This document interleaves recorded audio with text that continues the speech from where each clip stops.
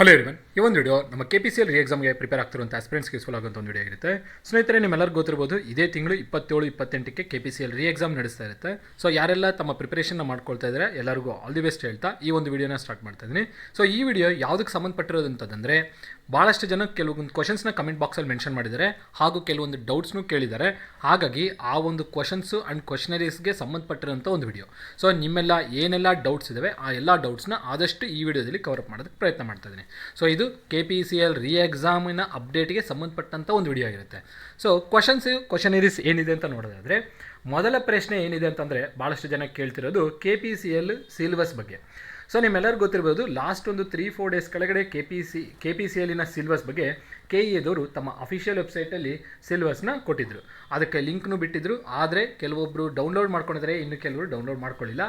ಅದರಂತೆಯೇ ನಾನು ಕೆಲವೊಂದು ಸಿಲೆಬಸ್ನ ಡೌನ್ಲೋಡ್ ಮಾಡಿಕೊಂಡೆ, ಬಟ್ ಕೆಲವು ಡಿಪಾರ್ಟ್ಮೆಂಟ್ಸ್ದು ಸಿಲೆಬಸ್ನ ಡೌನ್ಲೋಡ್ ಮಾಡ್ಕೊಳ್ಳೋಕ್ಕಾಗಿಲ್ಲ. ಉದಾಹರಣೆ KPCL JE ಸಿಲೆಬಸ್ ಕಾಪಿ ಇರ್ಬೋದು, ಅಥವಾ ECS JE ಸಿಲೆಬಸ್ ಕಾಪಿ ಇರ್ಬೋದು, ಅಥವಾ ಮೆಕ್ಯಾನಿಕಲ್ JE ಸಿಲೆಬಸ್ ಕಾಪಿ ಇರ್ಬೋದು. ಇನ್ನಿತರ JE ಸಿಲೆಬಸ್ ಕಾಪಿನ ನಾನು ಡೌನ್ಲೋಡ್ ಮಾಡ್ಕೊಳ್ಳೋಕ್ಕಾಗಲಿಲ್ಲ. ಯಾವುದನ್ನು ಡೌನ್ಲೋಡ್ ಮಾಡ್ಕೊಂಡಿದ್ದೀನಿ ಅದ್ರ ಮೇಲ್ಗಡೆ ವೀಡಿಯೋ ಮಾಡಿಬಿಟ್ಟು ಚಾನಲಲ್ಲಿ ಅಪ್ಲೋಡ್ ಮಾಡಿದ್ದೀನಿ. ಯಾರೆಲ್ಲ ಇನ್ನೂ ಆ ಸಿಲೆಬಸ್ ಕಾಪಿನ ನೋಡಿಲ್ಲ, ಒಂದು ಸಲ ನೋಡ್ಕೊಳ್ಳಿ. ಅದ್ರ ಪ್ರಕಾರ ನಿಮ್ಮ ಪ್ರಿಪರೇಷನ್ನ ಸ್ಟಾರ್ಟ್ ಮಾಡ್ಕೊಳ್ಳಿ, ಅಥವಾ ನಿಮ್ಮ ಪ್ರಿಪರೇಷನ್ನ ಮುಂದುವರಿಸಿ. ಸೊ ಈಗ ಸಿಲೆಬಸ್ ಕಾಪಿ ಬಗ್ಗೆ ಮಾತಾಡೋದಾದರೆ, KEA ಅಫಿಷಿಯಲ್ ವೆಬ್ಸೈಟಲ್ಲಿ ಏನು ಅವೈಲೇಬಲ್ ಇತ್ತು ಆ ಸಿಲೆಬಸ್ ಕಾಪಿ ಈಗ ಅವೈಲೇಬಲ್ ಇಲ್ಲ. ಅದರ ಲಿಂಕ್ ಸಮೇತನೂ ಅದನ್ನು ರಿಮೂವ್ ಮಾಡಿಬಿಟ್ಟಿದ್ದಾರೆ. ಸೊ ಆದಷ್ಟು ನೀವು ಏನು ಪ್ರಿಪೇರ್ ಆಗ್ತಾ ಇದ್ದೀರಾ ಅದ್ರ ಪ್ರಕಾರನೇ ಪ್ರಿಪೇರ್ ಆಗ್ತಾ ಹೋಗಿ. ನಿಮ್ಮ ಬ್ರ್ಯಾಂಚ್ ರಿಲೇಟೆಡ್ ಸಿಲೆಬಸ್ ಏನಿದೆ ಅದರ ಪ್ರಕಾರ ಪ್ರಿಪೇರ್ ಆಗ್ತಾ ಹೋಗಿ. ಸೊ ಸಿಲೆಬಸ್ ಕಾಪಿಗಾಗಿ ವೆಯ್ಟ್ ಮಾಡ್ತಾ ನಿಮ್ಮ ಟೈಮ್ನ ವೇಸ್ಟ್ ಮಾಡ್ಕೊಳ್ಳೋಕೆ ಹೋಗಬೇಡಿ. ಈಗಾಗಲೇ ಟೈಮ್ ಇನ್ನೂ ಕಮ್ಮಿ ಇದೆ, ನಿಮಗೆ ಕೇವಲ 7-8 ದಿನ ಮಾತ್ರ ಬಾಕಿ ಇದೆ. ಹಾಗಾಗಿ ನಿಮ್ಮ ಏನು ಪ್ರಿಪೇರ್ ಆಗ್ತೀರಾ, ನಿಮ್ಮ ಹತ್ರ ಏನು ಬುಕ್ಸ್ ಅವೈಲೇಬಲ್ ಇದೆ, ನಿಮ್ಮ ಹತ್ರ ಏನು ಸಿಲೆಬಸ್ನ ನೀವು ಫ್ರೇಮ್ ಮಾಡ್ಕೊಂಡಿದ್ದೀರಾ ಆ ಸಿಲೆಬಸ್ ಪ್ರಕಾರ ಓದ್ಕೊತಾ ಹೋಗಿ. ಅದಾಗಿ ನಂತರ ನಾನು ಕಮೆಂಟ್ ಬಾಕ್ಸಲ್ಲಿ ಇನ್ನೂ ಒಂದು ಕಮೆಂಟ್ನ ಮೆನ್ಷನ್ ಮಾಡಿದೆ. KPCL JE ಮೆಕ್ಯಾನಿಕಲ್ ಸಿಲೆಬಸ್ ಬಗ್ಗೆ ಭಾಳಷ್ಟು ಜನ ಸ್ಟೂಡೆಂಟ್ಸ್ ಕೇಳ್ತಾ ಇದ್ರು. ಸೊ ನೋಡಿ, ಈಗಾಗಲೇ ನನ್ನ ಚಾನಲಲ್ಲಿ ಪ್ಲೇ ಲಿಸ್ಟಲ್ಲಿ ಹೋದರೆ KPCL JE ಸಿಲೆಬಸ್ ಅವೈಲೇಬಲ್ ಇದೆ. ಆ ಸಿಲೆಬಸಲ್ಲಿ ಕೆಲವು ಸಬ್ಜೆಕ್ಟ್ಸ್ ನಾನು ಲಿಸ್ಟ್ ಔಟ್ ಮಾಡಿದ್ದೀನಿ. ಆ ಸಿಲೆಬಸ್ ಪ್ರಕಾರ ನೀವು ಪ್ರಿಪೇರ್ ಆಗ್ತಾ ಹೋಗ್ಬೋದು. ಸೊ ಅಫಿಷಿಯಲ್ ಆಗಿರುವಂಥ ಸಿಲೆಬಸ್ ಕಾಪಿ ನನ್ನ ಹತ್ರನೂ ಇಲ್ಲ, KEA ವೆಬ್ಸೈಟಲ್ಲೂ ಅವೈಲೇಬಲ್ ಇಲ್ಲ. ಸೊ ನೀವೇನು ಮಾಡಬೇಕಾಗುತ್ತೆ, ಪ್ಲೇ ಲಿಸ್ಟಲ್ಲಿ ನಾನು ಅಪ್ಲೋಡ್ ಮಾಡಿದ್ದೆ. ಇವರು ಏನು ಅನೌನ್ಸ್ಮೆಂಟ್ ಮಾಡಿದ್ರು ಅದಕ್ಕಿಂತ ಮುಂಚೆನೇ KEAದವರು ಯಾವಾಗ ಅಫಿಷಿಯಲ್ ಆಗಿ ಡೇಟ್ಸ್ನ ಕನ್ಫರ್ಮ್ ಮಾಡಿದ್ರು, ಈ ಥರ ಎಕ್ಸಾಮ್ ಕಂಡಕ್ಟ್ ಮಾಡ್ತೀವಿ ಅಂತೇಳಿ. ಅದು ಆಗಿದ ನಂತರ ನಾನು ಒಂದು ನನ್ನ ಚಾನಲಲ್ಲಿ ಸಿಲೆಬಸ್ನ ಅಪ್ಡೇಟ್ ಮಾಡಿದ್ದೆ. JE mechanical, JE civil, JE electrical ಬಗ್ಗೆ, EC ಬಗ್ಗೆ ಎಲ್ಲ ಡಿಪಾರ್ಟ್ಮೆಂಟ್ಸ್ ಅಪ್ಲೋಡ್ ಮಾಡಿದ್ದೆ. ಸೊ ಆ ಸಿಲೆಬಸ್ ಕಾಪಿ ನೀವು ಪ್ಲೇ ಲಿಸ್ಟಲ್ಲಿ ಸರ್ಚ್ ಮಾಡಿ ಅದ್ರ ಪ್ರಕಾರ ನೀವು ನೋಡ್ಕೊತ ಹೋಗ್ಬೋದು. ಸೊ ಫಸ್ಟ್ ಕ್ವಶನ್ನು ನಿಮಗೆ ಕಂಪ್ಲೀಟ್ ಆಗಿದೆ ಅಂತ ಅಂದ್ಕೊಂಡಿದ್ದೀನಿ. KEA ಅಫಿಷಿಯಲ್ ವೆಬ್ಸೈಟಲ್ಲಿ ಸಿಲೆಬಸ್ ಅವೈಲೇಬಲ್ ಇಲ್ಲ, ನನ್ನ ಹತ್ರನೂ ಸಿಲೆಬಸ್ ಕಾಪಿ ಅವೈಲೇಬಲ್ ಇಲ್ಲ. ನೀವೇನು ಮಾಡಬೇಕಾಗುತ್ತೆ, ನೀವು ಪ್ರಿಪೇರ್ ಮಾಡ್ಕೊಂಡಿದ್ದ ಸಿಲೆಬಸ್ ಕಾಪಿ ಇತ್ತಂದ್ರೆ ಅದ್ರ ಪ್ರಕಾರ ಆದರೂ ಹೋಗಿ, ಅಥವಾ ನಾನು JEದು ಕೆಲವು ಡಿಪಾರ್ಟ್ಮೆಂಟ್ಸ್ದು JE ಮತ್ತು AE ಸಿಲೆಬಸ್ ಕಾಪಿನ ನಾನು ಅಪ್ಲೋಡ್ ಮಾಡಿದ್ದೆ. AEದೇನೋ ನಾನು ಅಪ್ಲೋಡ್ ಮಾಡಿದ್ದೀನಿ, AE EEE EC ಮತ್ತು ಮೆಕ್ಯಾನಿಕಲ್ದು AEದು ಸಿಲೆಬಸ್ ಕಾಪಿನ ಅಪ್ಲೋಡ್ ಮಾಡಿದ್ದೀನಿ. KEAವರು ಬಿಟ್ಟಿದ್ದು. JEದು ಅವೈಲೇಬಲ್ ಇಲ್ಲ. ಆ ಒಂದು JE ಸಿಲೆಬಸ್ ಕಾಪಿನ ಪ್ಲೇ ಲಿಸ್ಟಲ್ಲಿಂದ ನೀವು ಫೈಂಡ್ ಔಟ್ ಮಾಡಬೇಕಾಗುತ್ತೆ, ಅಂದರೆ ಅಲ್ಲಿಂದ ಪಡೆದುಕೊಳ್ಳಿ. ಅದಾದ ನಂತರ ಹಾಲ್ ಟಿಕೆಟ್ ಬಗ್ಗೆ ಭಾಳಷ್ಟು ಜನ ಕೇಳ್ತಾ ಇದ್ರಿ. ಹಾಲ್ ಟಿಕೆಟ್ ನೋಡಿ, ಇದೇ ತಿಂಗಳು ಅಂದರೆ ಡಿಸೆಂಬರ್ 19ರಿಂದ 22 ಅಥವಾ 23 ಒಳಗಡೆ ನಿಮಗೆ ಹಾಲ್ ಟಿಕೆಟ್ನ ಬಿಡುಗಡೆ ಮಾಡ್ತಾರೆ. ಸೊ ಹಾಲ್ ಟಿಕೆಟ್ಸು ನಿಮಗೆ 19th ಆದರೂ ಸಿಗ್ಬೋದು, 20th ಆದರೂ ಸಿಗ್ಬೋದು, 21st, 22nd ಅಥವಾ 23rd. ಸೊ ಈ ಒಂದು ಡೇಟ್ಸ್ ಒಳಗಡೆ ನಿಮಗೆ ಹಾಲ್ ಟಿಕೆಟ್ ರಿಲೀಸ್ ಮಾಡ್ತಾರೆ. ಸೊ ರಿಲೀಸ್ ಮಾಡಿದ್ದೆ ನಾನು ನನ್ನ ಚಾನಲಲ್ಲಿ ಆ ಹಾಲ್ ಟಿಕೆಟ್ ರಿಲೀಸ್ ಬಗ್ಗೆ ಅಪ್ಡೇಟ್ನ ನಿಮಗೆ ಕೊಡ್ತೀನಿ. ಸೊ ಯಾವಾಗ ಹಾಲ್ ಟಿಕೆಟ್ ಅವೈಲೇಬಲ್ ಇರುತ್ತೋ ಅವತ್ತಿನ ದಿನವೇ ನಿಮಗೆ ಹಾಲ್ ಟಿಕೆಟಿನ ಮಾಹಿತಿನ ಕೊಡ್ತೀನಿ. ಸೊ ನೀವು ಆಗ ಹಾಲ್ ಟಿಕೆಟ್ನ ಡೌನ್ಲೋಡ್ ಮಾಡ್ಕೊಳ್ಬೋದು. ಸೊ ಈ ಒಂದು ಹಾಲ್ ಟಿಕೆಟ್ ಬಗ್ಗೆ ನೀವು ಅಫಿಷಿಯಲ್ ವೆಬ್ಸೈಟ್ನ ವಿಸಿಟ್ ಮಾಡ್ತಾರೆ, KEA ಅಫಿಷಿಯಲ್ ವೆಬ್ಸೈಟ್ನ. ಸೊ ಅಲ್ಲಿ ನಿಮಗೆ ಹಾಲ್ ಟಿಕೆಟ್ನ ಡೌನ್ಲೋಡ್ ಮಾಡ್ಕೊಳ್ಳೋದಕ್ಕೆ ಲಿಂಕ್ನ ಬಿಡ್ತಾರೆ, ಆಗ ನೀವು ಅದನ್ನು ಡೌನ್ಲೋಡ್ ಮಾಡ್ಕೊಳ್ಬೋದು. ಸೊ ಹಾಲ್ ಟಿಕೆಟಿನ ಅಪ್ಡೇಟನ್ನ ನಾನು ಮುಂದಿನ ದಿನಗಳಲ್ಲಿ ಕೊಡ್ತೀನಿ. ಹಾಲ್ ಟಿಕೆಟ್ ಯಾವಾಗ ಅವೈಲೇಬಲ್ ಇರುತ್ತೋ ಅವತ್ತಿಂದನೇ ನಿಮಗೆ ಅಪ್ಡೇಟ್ನ ಕೊಡ್ತೀನಿ. ಪ್ರೆಸೆಂಟಾಗಿ ಇನ್ನೂ ಹಾಲ್ ಟಿಕೆಟು ಬಿಟ್ಟಿಲ್ಲ, ಅದಂತೂ ಕ್ಲಾರಿಟಿ ಇಟ್ಕೊಳ್ಳಿ. 19th 23rd ಒಳಗಡೆ ಯಾವುದೇ ಡೇಟ್ಗಾದರೂ ನಿಮ್ಮ ಹಾಲ್ ಟಿಕೆಟ್ ರಿಲೀಸ್ ಮಾಡೋ ಸಾಧ್ಯತೆಗಳಿರುತ್ತೆ. ಅದಾಗಿ ನಂತರ ಕನ್ನಡ ಎಕ್ಸಾಮ್. ಸೊ ನಿಮ್ಮೆಲ್ಲರಿಗೂ ಗೊತ್ತಿರ್ಬೋದು, ಎಕ್ಸಾಮ್ ಯಾವಾಗ ಏನೇನು ನಡೀತಿದೆ ಅಂತ ಒಂದು ಸಲ ನೋಡೋಣ. ಈ 2 ಪಾಯಿಂಟ್ಸ್ನ ಒಟ್ಟಿಗೆ ಕವರ್ ಅಪ್ ಮಾಡೋಣ. AE ಮತ್ತು JE ಎಕ್ಸಾಮ್ ಯಾವಾಗಿದೆ, ಕನ್ನಡ ಎಕ್ಸಾಮ್ ಯಾವಾಗಿದೆ ಅಂತೇಳಿ. ಇದ್ರ ಬಗ್ಗೆನೂ ಕೆಲವರು ಕಮೆಂಟ್ ಬಾಕ್ಸಲ್ಲಿ ಮೆನ್ಷನ್ ಮಾಡಿದ್ದಾರೆ. ಸೊ ಈಗ ಒಂದು ಎಕ್ಸಾಮ್ ಡೇಟ್ ಕಡೆಗೆ ಒಂದು ಕಣ್ಣನ್ನು ಹಾಕೋಣ. ಸೊ ಡೇಟ್ಸ್ ಬಂದು KEA ಅಫಿಷಿಯಲ್ ವೆಬ್ಸೈಟಲ್ಲಿ ಈ ಡೇಟ್ಸ್ ಅವೈಲೇಬಲ್ ಇದೆ. ಸೊ ಈ ಡೇಟ್ಸ್ ಪ್ರಕಾರ ನೋಡ್ಕೊಳ್ಳೋದಿದ್ರೆ, ಇದೇ ತಿಂಗಳು 12ನೇ ತಿಂಗಳು 27ನೇ ತಾರೀಕು ಅವತ್ತು ಶನಿವಾರ ಆಗುತ್ತೆ. ಮಧ್ಯಾಹ್ನ 3ರಿಂದ 5 ಗಂಟೆವರೆಗೂ ಈ ಎಲ್ಲ ಡಿಪಾರ್ಟ್ಮೆಂಟ್ಸ್ಗೂ ಎಕ್ಸಾಮ್ ನಡೀತಿರುತ್ತೆ. ನೋಡಿ, ಮೊದಲನೇ ದಿನವೇ ಅಂದರೆ 27ನೇ ತಾರೀಕು 27th AE ಎಕ್ಸಾಮ್ ನಡೆಸ್ತಾರೆ. Assistant engineer, chemist supervisor, assistant engineer civil, assistant engineer electrical, assistant engineer mechanical, assistant engineer instrumentation. So ಯಾರಿಗೆಲ್ಲ ಎ ಇ ಎಕ್ಸಾಮ್ ಬರೀಬೇಕಾಗಿದೆ ಅವ್ರು 27ನೇ ತಾರೀಕು ಬರೀಬೇಕು. ಅದಾಗಿ ನಂತರ ಎಷ್ಟು ಮಾರ್ಕ್ಸ್ ಬಗ್ಗೆ ಅಂತ ನೋಡೋದಾದರೆ 100 ಕ್ವಶನ್ಸ್ ಇರುತ್ತೆ, 100 ಮಾರ್ಕ್ಸ್ ಇರುತ್ತೆ. ಎಷ್ಟು ಕ್ವಶನ್ಸು? 100 questions, 100 marks. ನೆಗೆಟಿವ್ ಇರುತ್ತಾ ಇಲ್ಲ ಅಂತ ನೋಡೋದಾದರೆ ನೆಗೆಟಿವ್ ಇರುತ್ತೆ 1/3, ಅಂದರೆ 0.33 ಮಾರ್ಕ್ಸ್ ಡಿಡಕ್ಟ್ ಮಾಡ್ತಾರೆ ಫಾರ್ ಎವ್ರಿ 1 ಕ್ವಶನ್ ರಾಂಗ್ ಆದರೆ. ಒಂದು ಕ್ವಶನ್ ತಪ್ಪಾಯಿತು ಅಂದರೆ ನಿಮ್ಗೆ ಎಷ್ಟು ಮಾರ್ಕ್ಸ್ ಡಿಡಕ್ಷನ್ ಆಗುತ್ತೆ? 0.33 ಮಾರ್ಕ್ಸ್. 3 ಕ್ವಶನ್ಸ್ ನಿಮ್ದು ರಾಂಗ್ ಆಯ್ತು ಅಂದರೆ 1 ಮಾರ್ಕು ಕಟ್ ಮಾಡ್ತಾರೆ, 1 ಮಾರ್ಕು ಡಿಡಕ್ಷನ್ ಮಾಡ್ತಾರೆ ಟೋಟಲ್ ಮಾರ್ಕ್ಸಿಂದ. ಸೊ ಇದು ಒಂದು ಐಡಿಯಾ ಇರಲಿ. ಸೊ ನೆಗೆಟಿವ್ ಪ್ರೀವಿಯಸ್ ಆಗಿರಲಿಲ್ಲ, ಈಗ ಅಫಿಷಿಯಲಾಗಿ ಕೊಟ್ಟಿದ್ದರು. ಯಾವಾಗ ಈ ಎಕ್ಸಾಮ್ ಡೇಟ್ಸ್ನ ಅನೌನ್ಸ್ ಮಾಡಿದ್ರು ಅವತ್ತಿಂದನೇ ಆ ಸರ್ಕ್ಯುಲರಲ್ಲಿ ಮೆನ್ಷನ್ ಮಾಡಿದರು ನೆಗೆಟಿವ್ ಮಾರ್ಕಿಂಗ್ ಇರುತ್ತೆ, ಎಷ್ಟಿರುತ್ತೆ ಅದು 1/3 ಇರುತ್ತೆ ಅಂತ ಹೇಳಿದರು. ಸೊ ಅದನ್ನು ಡೆಸಿಮಲಲ್ಲಿ ಕನ್ವರ್ಟ್ ಮಾಡಿಕೊಂಡ್ರೆ 0.33 ಬರುತ್ತೆ.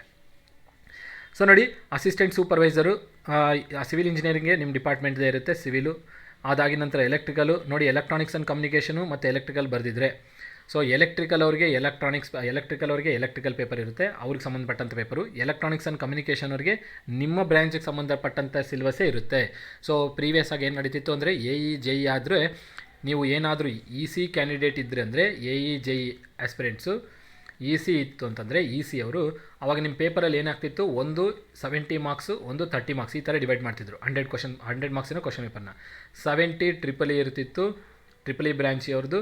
ಅದಾಗಿ ನಂತರ 30 ಕ್ವಶನ್ಸು EC ಬ್ರ್ಯಾಂಚಿದ್ದು ಆಗಿತ್ತು. ಈಗ ಇದನ್ನು ಸ್ಕ್ರ್ಯಾಪ್ ಔಟ್ ಮಾಡಿದ್ದಾರೆ. AE ಆಗಲಿ JE ಆಗಲಿ, ನೀವೇನಾದರೂ EC ಬ್ರ್ಯಾಂಚು ಆಟೋಮೊಬೈಲ್ ಇತ್ತು, ಟೆಲಿಕಮ್ಯುನಿಕೇಷನ್ ಇತ್ತು ಅಂದರೆ ಆಟೋಮೊಬೈಲ್, EC ಅಥವಾ ಟೆಲಿಕಮ್ಯುನಿಕೇಷನ್ ಇತ್ತು ಅಂದರೆ ನೀವು 100 ಕ್ವಶನ್ಸ್ ಬಂದು ನಿಮ್ಮ ಬ್ರ್ಯಾಂಚಿದೇ ಇರುತ್ತೆ, ನಿಮ್ಮ ಬ್ರ್ಯಾಂಚಿಗೆ ಸಂಬಂಧಪಟ್ಟಂಥ ಕ್ವಶನ್ಸೇ ಇರುತ್ತೆ. ಆಟೋಮೊಬೈಲ್ ಅವರು ಮೆಕ್ಯಾನಿಕಲ್ ಬ್ರ್ಯಾಂಚಿನ ಕ್ವಶನ್ಸ್ನ ಸಬ್ಜೆಕ್ಟ್ಸ್ನ ಓದೋವಂಥ ಅವಶ್ಯಕತೆ ಇರಲ್ಲ. ಎಲ್ಲ ಸಬ್ಜೆಕ್ಟ್ಸು ನಿಮ್ಮ ಬ್ರ್ಯಾಂಚಲ್ಲಿ ನೀವು 2010 ಸಿಲೆಬಸ್ ಪ್ರಕಾರ ಏನೆಲ್ಲ ಸಬ್ಜೆಕ್ಟ್ಸ್ ಓದಿದ್ದೀರಾ ಆ ಸಬ್ಜೆಕ್ಟ್ಸ್ನ ಓದಿ, ಆ ಸಬ್ಜೆಕ್ಟ್ಸ್ ಮೇಲೆಗಡೆ 100 ಕ್ವಶನ್ಸ್ನ ತೆಗಿತಾರೆ. ಸೊ ಆಟೋಮೊಬೈಲ್ ಬ್ರ್ಯಾಂಚು ಆಟೋಮೊಬೈಲ್ ಸಬ್ಜೆಕ್ಟ್ಸೇ ಇರುತ್ತೆ, EC ಬ್ರ್ಯಾಂಚು EC ಸಬ್ಜೆಕ್ಟ್ಸೇ ಇರುತ್ತೆ, ಟ್ರಿಪಲ್ ಈ ಟೆಲಿಕಮ್ಯುನಿಕೇಷನ್ ಅವ್ರದ್ದು ಟೆಲಿಕಮ್ಯುನಿಕೇಷನ್ ಸಬ್ಜೆಕ್ಟ್ಸೇ ಇರುತ್ತೆ. ಇದರಲ್ಲಿ ಕನ್ಫ್ಯೂಷನ್ ಬೇಡ. ಸೊ ನಿಮ್ಮ ಬ್ರ್ಯಾಂಚಿನ ಸಬ್ಜೆಕ್ಟ್ಸ್ನ ನೀವು ಓದ್ಕೊಳ್ಬೇಕಾಗುತ್ತೆ ಎಕ್ಸಾಮ್ಸ್ ಬರೆಯೋದಕ್ಕೆ. Assistant engineer mechanical, assistant engineer instrumentation. So instrumentation ಅವ್ರು ನೋಡಿ, ಇಲ್ಲಿ assistant engineer mechanical syllabus AE mechanical ಮಾತ್ರ, AE ಸಬ್ಜೆಕ್ಟ್ AE ಬ್ರ್ಯಾಂಚಲ್ಲಿ ಅಂದರೆ AE ಪೋಸ್ಟ್ಗೆ ಮೆಕ್ಯಾನಿಕಲ್ ಮಾತ್ರ ಇತ್ತು, ಆಟೋಮೊಬೈಲ್ಗೆ ವೇಕೆನ್ಸೀಸ್ ಬಿಟ್ಟಿರಲಿಲ್ಲ ಅನಿಸುತ್ತೆ. ಹಾಗಾಗಿ ಆಟೋಮೊಬೈಲ್ ಸ್ಟೂಡೆಂಟ್ಸು AEಗೆ ಏನಾದರೂ ಅಪ್ಲೈ ಮಾಡಿದರೆ ಮೆಕ್ಯಾನಿಕಲ್ ಸಿಲೆಬಸ್ಸೇ ಓದಬೇಕಾಗುತ್ತೆ. JEಗೆ ಮೆನ್ಷನ್ ಮಾಡಿದ್ದಾರೆ ಅವರು, JEನಲ್ಲಿ ಏನಂತ ಹೇಳಿದರೆ ಆಟೋಮೊಬೈಲು ನಿಮ್ಮ ಬ್ರ್ಯಾಂಚಿನ ಸಬ್ಜೆಕ್ಟೇ ಅಂತ ಮೆನ್ಷನ್ ಮಾಡಿದ್ದಾರೆ. ಹಾಗಾಗಿ ಆಟೋಮೊಬೈಲ್ ಆಗಲಿ EC ಆಗಲಿ ಟೆಲಿಕಮ್ಯುನಿಕೇಷನ್ ಆಗಲಿ JE ಅಥವಾ AE ಇತ್ತು ಅಂತಂದರೆ ನಿಮ್ಮ ಬ್ರ್ಯಾಂಚಿನ ಸಬ್ಜೆಕ್ಟ್ಸೇ ಓದಬೇಕಾಗುತ್ತೆ. ಅದಾಗಿ ನಂತರ ಇಲ್ಲಿ ನೋಡಿ, ಜೂನಿಯರ್ ಇಂಜಿನಿಯರ್ ಬರೋದಾದರೆ ಜೂನಿಯರ್ ಇಂಜಿನಿಯರ್ದು ಎಕ್ಸಾಮು 28ನೇ ತಾರೀಕು ಇರುತ್ತೆ, ನೆನ್ಪಿಟ್ಕೊಳ್ಳಿ. 28th JE ಇದೆ, 27th AE ಇದೆ. ಬೆಳಿಗ್ಗೆ ಇದು ನೋಡಿ, ಇದು ಮಧ್ಯಾಹ್ನ ಇರೋದು AE ಪೇಪರು. JE ಪೇಪರ್ ಆದರೆ ಬೆಳಿಗ್ಗೆ 10 ರಿಂದ 12 ಗಂಟೆ ತನಕ ಇರುತ್ತೆ. ಟೋಟಲ್ 2 ಅವರ್ಸ್ ಟೈಮ್ ಲಿಮಿಟು, ಎರಡಕ್ಕೂ 2 ಅವರ್ಸ್ ಇರುತ್ತೆ. Chemist, junior engineer civil, junior engineer electrical, junior engineer mechanical. ಎಲೆಕ್ಟ್ರಿಕಲಲ್ಲಿ EC ಮತ್ತು ಟ್ರಿಪಲ್ ಇ, ಮೆಕ್ಯಾನಿಕಲಲ್ಲಿ ಮೆಕ್ಯಾನಿಕಲ್ ಮತ್ತು ಆಟೋಮೊಬೈಲ್. ಸೊ ನಿಮ್ಮ ಬ್ರ್ಯಾಂಚಿನ ಪೇಪರೇ ಇರುತ್ತೆ, ನೆನ್ಪಿಟ್ಕೊಳ್ಳಿ. JE ಪೇಪರು, JE EC ಅವರಿಗೆ EC ಪೇಪರು, JE ಎಲೆಕ್ಟ್ರಿಕಲ್ ಅವರಿಗೆ ಎಲೆಕ್ಟ್ರಿಕಲ್ ಪೇಪರು. ಅದಾದ ನಂತರ JE mechanical paper 100 questions, JE automobile 100 questions, ಆಟೋಮೊಬೈಲ್ಗೆ ಸಂಬಂಧಪಟ್ಟಂಥ ಪೇಪರ್ ಇರುತ್ತೆ. ಸೊ ಇದರಲ್ಲಿ ಕನ್ಫ್ಯೂಷನ್ ಇಟ್ಕೊಳ್ಳೋಕೋಬೇಡಿ, ನಿಮ್ಮ ಬ್ರ್ಯಾಂಚಿನ ಸಬ್ಜೆಕ್ಟ್ಸ್ ನೀವು ಓದ್ಕೊಳ್ಳಿ, ಪೇಪರಲ್ಲಿ ಆ ಸಬ್ಜೆಕ್ಟ್ಸಿಂದ ಬರುತ್ತೆ, ನಿಮ್ಮ ಬ್ರ್ಯಾಂಚಿನ ಸಬ್ಜೆಕ್ಟ್ಸ್ ಬಗ್ಗೆನೇ ಬರುತ್ತೆ. ಅದಾಗಿ ನಂತರ 28ನೇ ತಾರೀಕು ಬೆಳಿಗ್ಗೆ ಟೆಕ್ನಿಕಲ್ ಪೇಪರ್ ಬರೆದಿರೋದ್ರೆ ಮಧ್ಯಾಹ್ನ, ಅದೇ 28ನೇ ತಾರೀಕು ಮಧ್ಯಾಹ್ನ 3 ರಿಂದ 5 ಗಂಟೆವರೆಗೂ ಕನ್ನಡ ಭಾಷಾ ಪರೀಕ್ಷೆ ಇರುತ್ತೆ. ಸೊ ಯಾರೆಲ್ಲ ನಿಮ್ಮ ಸ್ಕೂಲ್ ಡೇಸಲ್ಲಿ ಕನ್ನಡ ಸಬ್ಜೆಕ್ಟ್ನ ಅಭ್ಯಾಸ ಮಾಡಿಲ್ಲ, ಅದರಲ್ಲಿ ಎಂಥದ್ದು ಅಭ್ಯಾಸನೇ ಮಾಡಿಲ್ಲ, ಫಸ್ಟು ಸೆಕೆಂಡ್ ಅಂತ ಅನ್ನೋದೇ ಅಭ್ಯಾಸನೇ ಮಾಡಿಲ್ಲ ಅಂತಂದರೆ, ಅಂದರೆ ಸ್ಕೂಲ್ ಡೇಸಲ್ಲಿ ನೀವು ಕನ್ನಡ ಲ್ಯಾಂಗ್ವೇಜ್ನ ಓದಿಲ್ಲ ಅಂತಂದರೆ ಅಂಥವ್ರಿಗೆ ಈ ಒಂದು ಎಕ್ಸಾಮ್ ಬರೀಬೇಕಾಗುತ್ತೆ. ಹಾಗೂ ಹೊರನಾಡು ಕನ್ನಡಿಗರು ಯಾರಿದ್ದಾರೆ, ಆಂಧ್ರದವರು, ತಮಿಳುನಾಡವರು, ಬೇರೆ ರಾಜ್ಯದ ಅಭ್ಯರ್ಥಿಗಳಿದ್ದಾರೆ, ಅವರು ಈ ಕನ್ನಡ ಎಕ್ಸಾಮ್ನ ಬರೀಲೇಬೇಕು. ಸೊ ಇದ್ರ ಬಗ್ಗೆನೂ ಒಂದು ಸ್ಪಷ್ಟನೆ ಕೊಟ್ಟಿದ್ದಾರೆ. 28ನೇ ತಾರೀಕು ಕನ್ನಡ ಲ್ಯಾಂಗ್ವೇಜ್ ಎಕ್ಸಾಮ್ ಬರೀತಿರಲ್ಲ, ಅವತ್ತಿನ ದಿನ ನಿಮಗೆ ಏನಂದರೆ MCQ ಫಾರ್ಮೇಟಿನ ಕನ್ನಡ ಎಕ್ಸಾಮ್ ಇರುತ್ತೆ, MCQ ಫಾರ್ಮೇಟಿನ ಕನ್ನಡ ಎಕ್ಸಾಮಿನೇಷನ್ ಇರುತ್ತೆ. ಸೊ ಈ Kannada examination total 100 questions, 100 marks ಇರುತ್ತೆ. ಸೊ ಇದನ್ನು ಬಹು ಆಯ್ಕೆ ಮಾತ್ರವೇ, ಅಂದರೆ MCQ ಫಾರ್ಮೇಟು ರಿಟರ್ನ್ ಇರಲ್ಲ, MCQ ಫಾರ್ಮೇಟ್ ಇರುತ್ತೆ. ಮಿನಿಮಮ್ ಎಷ್ಟು ಮಾರ್ಕ್ಸ್ ತೊಗೊಳ್ಬೇಕು, ಮಿನಿಮಮ್ 50 ಮಾರ್ಕ್ಸ್ ತೊಗೊಳ್ಳೇಬೇಕು. ಮಿನಿಮಮ್ 50 ಮಾರ್ಕ್ಸ್ ತೊಗೊಂಡು ನೀವು ಪಾಸ್ ಆಗಲೇಬೇಕು, ಆದರೆ ಮಾತ್ರ ಕನ್ನಡ ಎಕ್ಸಾಮ್ ಪಾಸ್ ಆದಂತೆ. ಕನ್ನಡ ಎಕ್ಸಾಮ್ ಪಾಸ್ ಆದರೆ ಮಾತ್ರ ಬೇರೆ ಸಬ್ಜೆಕ್ಟ್ಸ್ದು ನೀವು ಬರೆದಿರೋಂಥ ಟೆಕ್ನಿಕಲ್ ಪೇಪರ್ನ ಕನ್ಸಿಡರ್ ಮಾಡ್ತಾರೆ. ನೀವು ಕನ್ನಡ ಎಕ್ಸಾಮೇ ಫೇಲ್ ಆಗೋದ್ರೆ ಟೆಕ್ನಿಕಲ್ ಬ್ರ್ಯಾಂಚಿಂದು ಸಬ್ಜೆಕ್ಟ್ನ ಕನ್ಸಿಡರ್ ಮಾಡಲ್ಲ. ಇದ್ರದ್ದು ಕ್ಲಾರಿಟಿ ಇರಲಿ. ಸೊ ಏನು ಡೇಟ್ಸ್ ಬಗ್ಗೆ ನೋಡಬೇಕಾಯಿತು. ಕನ್ನಡ ಎಕ್ಸಾಮ್ ನೋಡಿ ಯಾವತ್ತಿದೆ, 28ನೇ ತಾರೀಕು ಮಧ್ಯಾಹ್ನ 3 ರಿಂದ 5 ತನಕ ಇದೆ. JE ಎಕ್ಸಾಮು AE ಪೇಪರ್ ಯಾವತ್ತಿದೆ, 27ಕ್ಕಿದೆ, ಬೆಳಗ್ಗೆ ಮಧ್ಯಾಹ್ನ 3ರಿಂದ 5 ತನಕ. ಅದಾಗಿ ನಂತರ JE ಪೇಪರ್ JE ಎಕ್ಸಾಮ್ ಬರೆದ್ರೆ ಬೆಳಿಗ್ಗೆ 10ರಿಂದ 12 ತನಕ ಇರುತ್ತೆ. ಇದು ಯಾವತ್ತು 28ಕ್ಕೆ, ಇದು ಯಾವತ್ತು 27ಕ್ಕೆ. AE 27th, JE 28th. So ಇದ್ರದ್ದು ಒಂದು ಐಡಿಯಾ ಇರಲಿ. ಬೆಳಗ್ಗೆ JE ಪೇಪರ್ ಮರೆಯೋಕ್ಕೆ ಹೋಗಬೇಡಿ, ಬೆಳಿಗ್ಗೆ 10ರಿಂದ 12 ತನಕ. AE ಬಂದು ಮಧ್ಯಾಹ್ನ 3ರಿಂದ 5 ತನಕ ಇದೆ. ಸೊ ಈ ಮೂರು ಏನು ಕನ್ಫ್ಯೂಷನ್ ಇದೆ ನಿಮ್ಮ ಕ್ಲಿಯರ್ ಆಗಿದೆ ಅಂತ ಅಂದ್ಕೊಂಡಿದ್ದೀನಿ. ನೆಕ್ಸ್ಟ್ ಆಧಾರ್ ಅಥೆಂಟಿಕೇಷನ್ ಬಗ್ಗೆ ಬರೋಣ. ಸೊ ಭಾಳಷ್ಟು ಜನ ಸ್ಟೂಡೆಂಟ್ಸು ಆಧಾರ್ ಅಥೆಂಟಿಕೇಷನ್ ಯಾವಾಗ 30ನೇ ತಾರೀಕುವರೆಗೆ ಕೊಟ್ಟಿದ್ದರು, ಆಗ ಕೆಲವ್ರು ಮಾಡಿದ್ರಿ, ಡಿಸೆಂಬರ್ ಅಲ್ಲ ನವಂಬರ್ 30th ಆಗ ಕೆಲವ್ರು ಮಾಡಿದ್ರಿ. ಇನ್ನು ಕೆಲವ್ರು ಮಾಡದಿರೋ ಕಾರಣದ ಡಿಸೆಂಬರ್ 15th ಮತ್ತೆ ಟೈಮ್ ಲಿಮಿಟ್ ಕೊಟ್ಟಿರ್ತಾರೆ KEದವರು. ಸೊ ಅಷ್ಟರೊಳಗಡೆ ಯಾರೆಲ್ಲ ಮಾಡ್ಕೊಂಡಿದ್ರಿ, ಓಕೆ ಫೈನ್, ಒಂದು ಸಲ ಮಾಡ್ಕೊಂಡ್ರೆ ಮುಗೀತು. ಆದಮೇಲೆ ಇನ್ನೊಂದು JE HKನ ಅಪ್ಲೈ ಮಾಡಿ ಅಥವಾ NHKಗಾದರೂ ಅಪ್ಲೈ ಮಾಡಿ. ಇನ್ ಕೇಸ್ ನೀವು JE ಕ್ಯಾಂಡಿಡೇಟು HKಗೆ NHKಗೆ ಎರಡಕ್ಕೂ ಅಪ್ಲೈ ಮಾಡಿದ್ರಂದರೆ ಒಂದು ಸಲ ಅಥೆಂಟಿಕೇಷನ್ ಮಾಡಿದ್ರೆ ಸಾಕು, AEಗೆ HKಗೆ NHKಗೆ ಅಪ್ಲೈ ಆಗುತ್ತೆ. AE ಆಸ್ಪಿರೆಂಟ್ ಇತ್ತು ಅಂದರೆ HK ಇರಲಿ ಅಥವಾ NHK ಇರಲಿ, ಒಂದು ಸಲ ನೀವು ಅಥೆಂಟಿಕೇಷನ್ ಮಾಡಿದ್ರಂದರೆ HKಗೆ NHKಗೆ ಎರಡಕ್ಕೂ ಅಪ್ಲೈ ಆಗುತ್ತೆ, ಸಪ್ರೇಟ್ ಮಾಡೋ ಅವಶ್ಯಕತೆ ಇಲ್ಲ. ಬಟ್ JEಗೂ ಅಪ್ಲೈ ಮಾಡಿದ್ದೀನಿ, AEಗೂ ಅಪ್ಲೈ ಮಾಡಿದ್ರಂದರೆ JEಗೂ ಅಥೆಂಟಿಕೇಷನ್ ಮಾಡಬೇಕು, AEಗೂ ಅಥೆಂಟಿಕೇಷನ್ ಮಾಡಬೇಕು. ಇದರ ಕ್ಲಾರಿಟಿ ನಿಮಗಿರಲಿ. ಸೊ ಈ 15th ಯಾರು ಅಥೆಂಟಿಕೇಷನ್ ಮಾಡಿದ್ರೆ ವೆಲ್ ಆ್ಯಂಡ್ ಫೈನ್, ತೊಂದರೆ ಇಲ್ಲ. ಇನ್ನು ಯಾರು 15th ಅಪ್ಡೇಟ್ ಮಾಡಿದಿರಲಿಲ್ಲ, ಮತ್ತೆ ಅವ್ರಿಗೆ ಟೈಮ್ ಲಿಮಿಟ್ನ ಕೊಡ್ತಾರೆ 18th ಡಿಸೆಂಬರ್ವರೆಗೂ. ಸೊ 18th ಡಿಸೆಂಬರ್ ಒಳಗಡೆ ಯಾರೆಲ್ಲ ಅಥೆಂಟಿಕೇಷನ್ ಮಾಡಿದರೆ ನಿಮ್ಮೆಲ್ಲರಿಗೂ ಹಾಲ್ ಟಿಕೆಟ್ ಡೌನ್ಲೋಡ್ ಆಗುತ್ತೆ.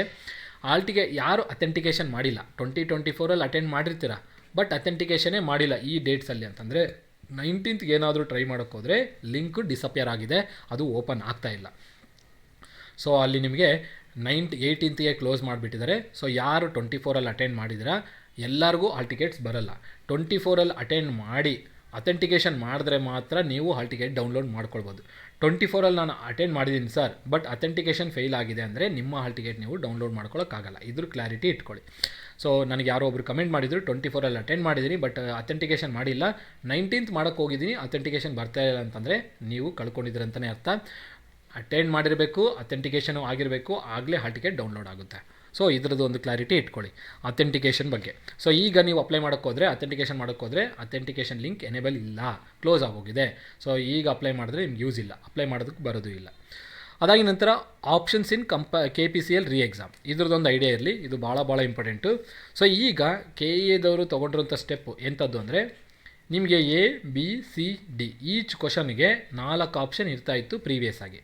ಬಟ್ ಈಗ 2025 ಈಗ ಏನು ಡಿಸಿಷನ್ ತೊಗೊಂಡಿದ್ದೆ ಅಂದರೆ, ನೀವು ಈಗ ಬರೀತಿರೋಂಥ ಎಕ್ಸಾಮಲ್ಲಿ ABCD ಮತ್ತು ಈ ಆಪ್ಷನ್ ಕೂಡ ಇರುತ್ತೆ. ಏನಿರುತ್ತೆ, ಈ ಆಪ್ಷನ್ ಕೂಡ ಇರುತ್ತೆ ಕ್ವಶನ್ ಪೇಪರಲ್ಲಿ. ಸೊ ಈ ಕ್ವಶನ್ ಯಾವುದೋ ಒಂದು ಫಸ್ಟ್ ಕ್ವಶನ್ ಅಂತ ತೊಗೊಳ್ತೀನಿ. ಆ ಕ್ವಶನ್ಗೆ ನನಗೆ ಫಸ್ಟ್ ಆಪ್ಷನ್ ಅಂತ ಗೊತ್ತಿತ್ತು ಅಂತ ಇಟ್ಕೊಳ್ಳಿ, ಆಪ್ಷನ್ ಟಿಕ್ ಮಾಡಿಬಿಡ್ತೀನಿ. ಇನ್ ಕೇಸ್ ಸೆಕೆಂಡ್ ಕ್ವಶನ್ಗೆ ಹೋಗ್ತೀನಿ, ಅಲ್ಲಿ ನಿಮಗೆ ಮತ್ತೆ ABCD ಈ ಆಪ್ಷನ್ ಬರುತ್ತೆ. ಪ್ರತಿ ಪ್ರಶ್ನೆಗೂ 5 ಆಪ್ಷನ್ಸ್ ಕೊಟ್ಟಿರ್ತಾರೆ. ಸೆಕೆಂಡ್ ಕ್ವಶನ್ ನನಗೆ ಆನ್ಸರೇ ಗೊತ್ತಿಲ್ಲ, ಆನ್ಸರೇ ಗೊತ್ತಿಲ್ಲ. ಪ್ರೀವಿಯಸ್ ಆಗಿ ಏನು ಮಾಡ್ತಿದ್ರಿ ಆ ಥರ ಕೇಸ್ ಇದ್ದಾಗ, ಕ್ವಶನ್ಗೆ ಅಟೆಂಡ್ ಆದರೂ ಮಾಡ್ತಿದ್ರಿ ಅಥವಾ ಅಟೆಂಡೇ ಮಾಡ್ತಾ ಇರಲಿಲ್ಲ, ಹಾಗೆ ಖಾಲಿ ಬಿಟ್ಟು ಬರ್ತಾಯಿದ್ರಿ. ಬಟ್ ಈಗ ಈ ಎಕ್ಸಾಮಲ್ಲಿ ನೀವೇನು ಮಾಡಬೇಕು, ಕಂಪಲ್ಸರಿ ಅಟೆಂಡ್ ಮಾಡಬೇಕು. ನಿಮಗೆ ಗೊತ್ತಿಲ್ಲದೆ ಇದ್ದರೆ ಹಾಗೆ ಕ್ವಶನ್ನ ಎಂಟಿ ಬಿಡೋಂತಿಲ್ಲ. ಗೊತ್ತಿಲ್ಲ ಅಂದರೆ ನೀವು ಏನು ಮಾಡಬೇಕಾಗ ಈ ಆಪ್ಷನ್ನ ಟಿಕ್ ಮಾಡಬೇಕು.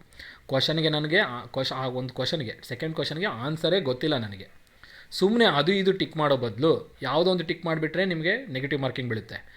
ಸೊ ನೀವು ಎಂಟಿ ಬಿಟ್ಟು ಬಂದರೆ, ಕ್ವಶನ್ಗೆ ಯಾವುದೂ ಟಿಕ್ ಮಾಡಿಲ್ಲ, ಎಲ್ಲವಕ್ಕೂ ಹಾಗೆ ಎಂಟಿ ಬಿಟ್ಬಿಟ್ಟಿದ್ದೀನಿ, ಆ ಕ್ವಶನ್ನ ಎಂಟಿನೇ ಬಿಟ್ಬಿಟ್ಟಿದ್ದೀನಿ, ಆವಾಗೂ ನೆಗೆಟಿವ್ ಕನ್ಸಿಡರ್ ಮಾಡ್ತಾರೆ. ಸೊ ನಿಮಗೆ ಆ ಕ್ವಶನ್ಗೆ ಆನ್ಸರ್ ಗೊತ್ತಿಲ್ಲ ಅಂದರೆ ಆ ಸಂದರ್ಭದಲ್ಲಿ ನೀವು ಏನು ಮಾಡಬೇಕು, ಈ ಆಪ್ಷನ್ನ ಟಿಕ್ ಮಾಡಿ ಬರಬೇಕು. ಆಗ ಈ ಕ್ವಶನ್ನ ನೆಗೆಟಿವ್ ಅಂತ ಕನ್ಸಿಡರ್ ಮಾಡಲ್ಲ. ನೀವು ಇನ್ ಕೇಸ್ ಟಿಕ್ಕೇ ಮಾಡಿಲ್ಲ, ಹಾಗೆ ABCDE ಎಲ್ಲವನ್ನೂ ಖಾಲಿ ಬಿಟ್ಟು ಬಂದಿದ್ದೀನಿ ಅಂದರೆ 1/3 ಕಟ್ ಮಾಡಿಬಿಡ್ತಾರೆ, ಇದನ್ನು ಟಿಕ್ ಮಾಡಿದ್ದಾರೆ ಅಂತಲೇ ಕನ್ಸಿಡರ್ ಮಾಡ್ತಾರೆ. ಸೊ ಇದ್ರದ್ದು ಕ್ಲಾರಿಟಿ ಇರಲಿ ನಿಮಗೆ. ಇನ್ ಕೇಸ್ ನೀವು ಕ್ವಶನ್ಗೆ ಆನ್ಸರೇ ಗೊತ್ತಿಲ್ಲ ಅಂತಂದರೆ ಆ ಕ್ವಶನ್ನ ಬಿಟ್ಟಿರಿ, ಲಾಸ್ಟಲ್ಲಿ ನಿಮಗೆ 5 minutes ಎಕ್ಸ್ಟ್ರಾ ಕೊಡ್ತಾರೆ. ಆ ಟೈಮಲ್ಲಿ ನೀವೇನು ಮಾಡಬೇಕು, ಎಂಟಿ ಬಿಟ್ಟಿರೋಂಥ ಕ್ವಶನ್ಸ್ಗೆ ಆನ್ಸರೇ ಮಾಡದೇ ಇರೋಂಥ ಕ್ವಶನ್ಸ್ನ ನೀವೇನು ಮಾಡಬೇಕು, ಈ ಆಪ್ಷನ್ನ ಟಿಕ್ ಮಾಡಬೇಕು. ಇದ್ರದ್ದು ಕ್ಲಾರಿಟಿ ಇರಲಿ. ಸೊ ಎಕ್ಸಾಮ್ ಬರೋಕ್ಕಿಂತ ಹಿಂದಿನ ದಿನ ಮತ್ತೆ ಇದ್ರ ಬಗ್ಗೆ ನಾನು ನಿಮಗೆ ಅವೇರ್ ಮೂಡಿಸ್ತೀನಿ. ಸೊ ಆವತ್ತಿನ ದಿನ ನಾನು ಒಂದು MCQದು MOMR ಶೀಟ್ನ ತೊಗೊಂಡ್ಬಿಟ್ಟು ಒಂದು ಥರ ತೋರಿಸ್ತೀನಿ, ಆವಾಗ ನೀವು ಇದರ ಒಂದು ಐಡಿಯಾ ಇರಲಿ. ಬಟ್ ಹೀಗೆ ಒಂದು ಐಡಿಯಾ ತಿಳ್ಕೊಂಡಿರಿ. 5 ಆಪ್ಷನ್ಸ್ ಇರುತ್ತೆ, 5 ಆಪ್ಷನ್ಸಲ್ಲಿ ನೀವು ಒಂದು ಕ್ವಶನ್ನ ಟಿಕ್ ಮಾಡಲೇಬೇಕು. ಹಾಗಾಗಿ ಮರೆಯೋಕ್ಕೆ ಹೋಗ್ಬೇಡಿ ಆ 5ನೇ ಆಪ್ಷನ್ ಟಿಕ್ ಮಾಡೋದನ್ನು. ಯಾವಾಗ ಆ ಕ್ವಶನ್ಗೆ ನಿಮ್ಗೆ ಆನ್ಸರೇ ಗೊತ್ತಿಲ್ಲ, ಎಂಟಿ ಬಿಡ್ತಿದ್ದೀನಿ ಅಂತಂದಾಗ 5th ಆಪ್ಷನ್ನ ಚೂಸ್ ಮಾಡಬೇಕು. ಸೊ ಈ ಸಲ 5 ಆಪ್ಷನ್ಸ್ ಇರುತ್ತೆ, 5th ಆಪ್ಷನ್ ಈ ಆಪ್ಷನ್ ಇರುತ್ತೆ, ನನ್ ಆಫ್ ದಿ ಅಬವ್ ಅನ್ನೋ ಆಪ್ಷನ್ ಅದು. ನೆಗೆಟಿವ್ ಮಾರ್ಕಿಂಗ್ ಬಗ್ಗೆ ಇರುತ್ತಾ ಇಲ್ಲ ಅಂತಂದರೆ ನೋಡಿದ್ವಿ, 1/3 ನೆಗೆಟಿವ್ ಇರುತ್ತೆ, ಅಂದರೆ 0.33 ಮಾರ್ಕ್ಸ್ ಡಿಡಕ್ಷನ್ ಆಗುತ್ತೆ. 3 ಕ್ವಶನ್ಸ್ ತಪ್ಪಾದರೆ 1 ಮಾರ್ಕ್ ಡಿಡಕ್ಷನ್ ಆಗುತ್ತೆ. ನಂಬರ್ ಆಫ್ ಕ್ವಶನ್ಸ್ ಬಗ್ಗೆನೂ ನೋಡಿದ್ವಿ. ಪ್ರಶ್ನೆ ಪತ್ರಿಕೆಯಲ್ಲಿ ಎಷ್ಟಿರುತ್ತೆ, 100 ಕ್ವಶನ್ಸ್ ಇರುತ್ತೆ, 100 ಮಾರ್ಕ್ಸು. ಓಕೆನಾ, ಇದ್ರ ಪ್ರತಿ ಕ್ವಶನ್ಗೆ 1 ಮಾರ್ಕ್ ನೆನಪಿರಬೇಕು. ಸೊ ಎಷ್ಟು ಕ್ವಶನ್ಸು, 100 ಕ್ವಶನ್ಸ್, 100 ಮಾರ್ಕ್ಸ್, ಅಂದರೆ ಒಂದು ಕ್ವಶನ್ಗೆ ಎಷ್ಟು, 1 ಮಾರ್ಕ್ ಅಂತ ಅರ್ಥ. ಅದಾಗಿ ನಂತರ EC ಮತ್ತು AT ಆಸ್ಪಿರೆಂಟ್ಸು ಮತ್ತು ಟೆಲಿಕಾಮ್ ಆಸ್ಪಿರೆಂಟ್ಸು ನಿಮಗೆ ಫಾರ್ಮೆಟ್ ಯಾವ ಥರ ಇರುತ್ತೆ ಅಂತ ಹೇಳಿದ್ರೆ, ನಿಮ್ಮ ಬ್ರ್ಯಾಂಚಿನ ಒಂದು ಕ್ವಶನ್ ಪೇಪರೇ ಆಗಿರುತ್ತೆ. EC ಅವರಿಗೆ EC ಸಬ್ಜೆಕ್ಟ್ಸು, ಆಟೋಮೊಬೈಲ್ ಅವರಿಗೆ ಆಟೋಮೊಬೈಲ್ ಸಬ್ಜೆಕ್ಟ್ಸಿನ ಕ್ವಶನ್ ಪೇಪರ್ ಬರುತ್ತೆ. ಸೊ ನೀವು ಕನ್ಫ್ಯೂಷನ್ ಆಗೋಕ್ಕೆ ಹೋಗ್ಬೇಡಿ, ನಿಮ್ಮ ಒಂದು ಬ್ರ್ಯಾಂಚಿಂದು ನಿಮ್ಮ ಸಬ್ಜೆಕ್ಟ್ಸೇ ಕ್ವಶನ್ಸ್ ಬರುತ್ತೆ. ಸೊ EC ಮತ್ತು ಆಟೋಮೊಬೈಲ್ ಆಸ್ಪಿರೆಂಟ್ಸು ನಿಮ್ಮ ಫಾರ್ಮೆಟ್ ಬಗ್ಗೆ ಕನ್ಫ್ಯೂಷನ್ ಬೇಡ. 100 ಕ್ವಶನ್ಸ್ ನಿಮ್ಮ ಬ್ರ್ಯಾಂಚ್ ರಿಲೇಟೆಡೇ ಇರುತ್ತೆ. ಪ್ರೀವಿಯಸ್ ಆಗಿ EC ಬ್ರ್ಯಾಂಚ್ ಅವರು EEE ಸಬ್ಜೆಕ್ಟ್ಸ್ ಓದಬೇಕಾಯಿತು, ಆಟೋಮೊಬೈಲ್ ಅವರು ಮೆಕ್ಯಾನಿಕಲ್ ಬಗ್ಗೆ ಓದಬೇಕಾಯಿತು. ಬಟ್ ಈಗ EC ಅವರು ನಿಮ್ಮ ಬ್ರ್ಯಾಂಚ್ ಸಬ್ಜೆಕ್ಟ್ಸ್ನೇ ಓದಿ, ಆಟೋಮೊಬೈಲ್ ಅವರು ನಿಮ್ಮ ಬ್ರ್ಯಾಂಚ್ ಸಬ್ಜೆಕ್ಟ್ಸ್ನೇ ಓದಬೇಕು. ಯಾಕಂದರೆ ನಿಮ್ಮ ಬ್ರ್ಯಾಂಚಿನ ಸಬ್ಜೆಕ್ಟ್ಸ್ ಬಗ್ಗೆನೇ ಕ್ವಶನ್ ಪೇಪರ್ ಇರುತ್ತೆ. ಇದ್ರ ಬಗ್ಗೆ ಕನ್ಫ್ಯೂಷನ್ ಬೇಡ.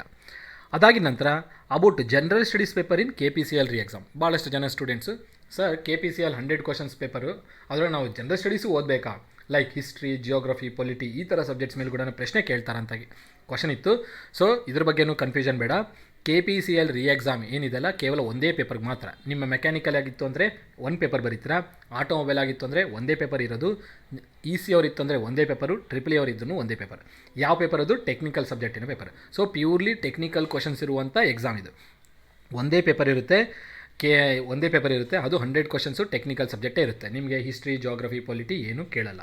ಸೊ ಜನರಲ್ ಸ್ಟಡೀಸ್ ಪೇಪರಿನ ಒಂದು ಕಾನ್ಸೆಪ್ಟು ತಲೆಯಿಂದ ತೆಗೆದಾಕ್ಬಿಡಿ.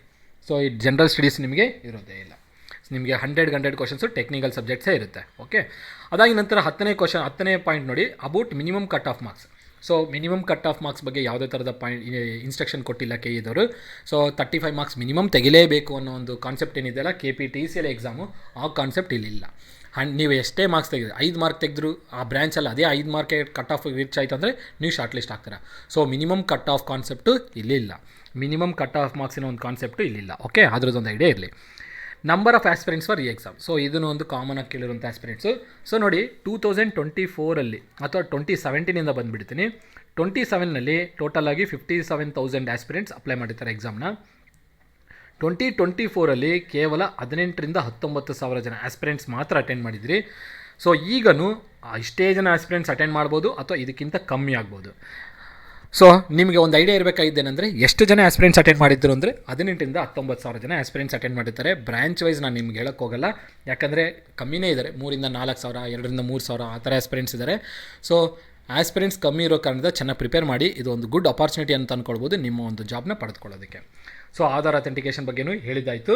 ಆಧಾರ್ ಅಥೆಂಟಿಕೇಷನು ಕ್ಲೋಸ್ ಆಗಿದೆ, ಅಥೆಂಟಿಕೇಷನ್ ಮೇಲೆ ಮಾಡೋಕ್ಕಾಗಲ್ಲ. ಸೊ ಈ ಎಲ್ಲ ಒಂದು ಪಾಯಿಂಟ್ಸ್ನ ಒಂದು ನಿಮ್ಗೆ ಐಡಿಯಾ ಬಂದಿದೆ ಅಂತ ಅಂದ್ಕೊಂಡಿದ್ದೀನಿ.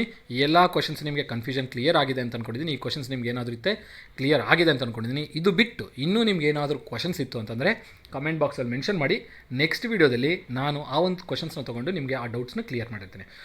ಸೊ ಇದ್ರ ಮೇಲ್ಗಡೆ ಇನ್ನೇನೇ ಡೌಟ್ಸ್ ಇದ್ದರೂ ಕಮೆಂಟ್ ಬಾಕ್ಸಲ್ಲಿ ಮಿಸ್ ಆಗದೆ ಮರೆಯದೆ ಅಪ್ಲೋಡ್ ಅದರಲ್ಲಿ ರಿಪ್ಲೈನ ಹಾಕಿ, ಮೆಸೇಜ್ನ ಹಾಕಿ, ನಾನು ಅದನ್ನು ನೋಡಿಕೊಂಡು ನಿಮಗೆ ರಿಪ್ಲೈ ಕೊಡ್ತೀನಿ.